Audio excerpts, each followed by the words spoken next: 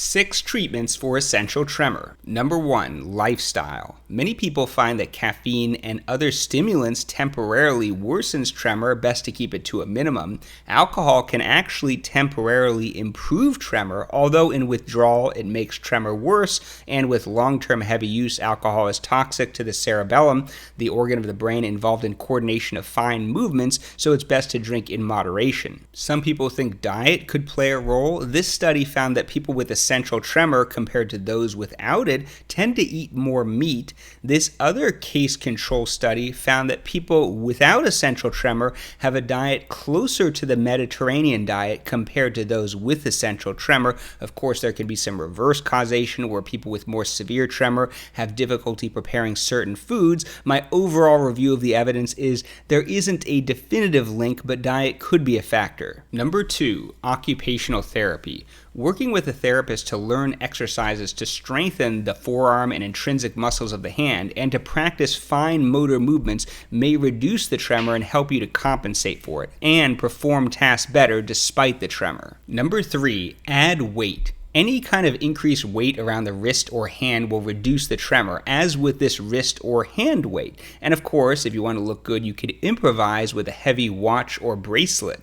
Number 4, essential tremor assist devices. If you have difficulty with something specific, there's probably something out there to help you out. For instance, this beefier pen to help make your writing neater, or weighted utensils to help with eating, or even a keyboard with larger keys to help with typing, and various other examples. I'll include a link in the description below where you can find some of these devices. You can also get some of them on Amazon. There are also some more sophisticated devices like the Ready Steady shown here, which uses a series of customized weights throughout the hand and wrist to dampen down the tremor and help with various tasks. Number 5, medication. There are multiple prescription medications which could reduce tremor. Probably the most commonly one used is propranolol, an old blood pressure medication.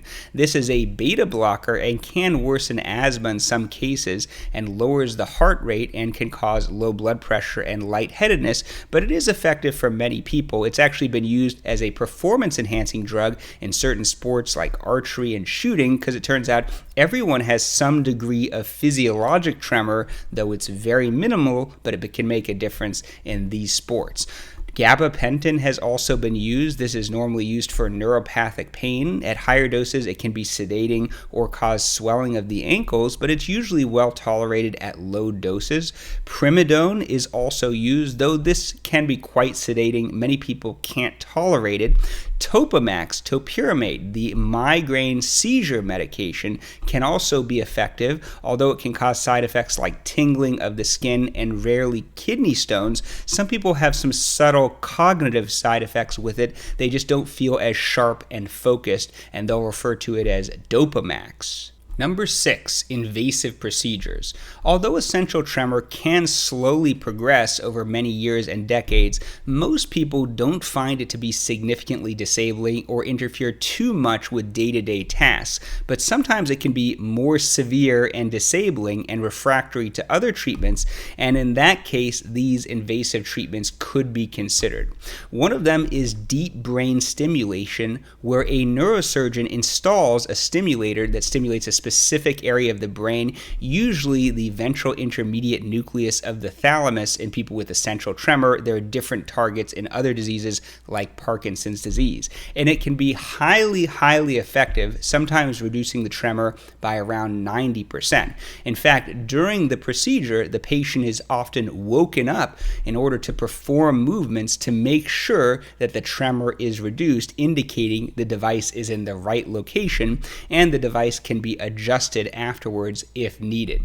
Another option is focused high-intensity ultrasound to ablate or destroy a certain area of the brain. And this can also be effective and has the advantage that there is no implanted device. However, if the procedure goes awry, there could be permanent damage to tissue and it can't be reversed, turned off, or removed as with an implanted deep brain stimulator. If you have essential tremor, please share in the comments below if you've tried any of these interventions and if they were successful in helping with your symptoms, and let me know if you have suggestions for other videos.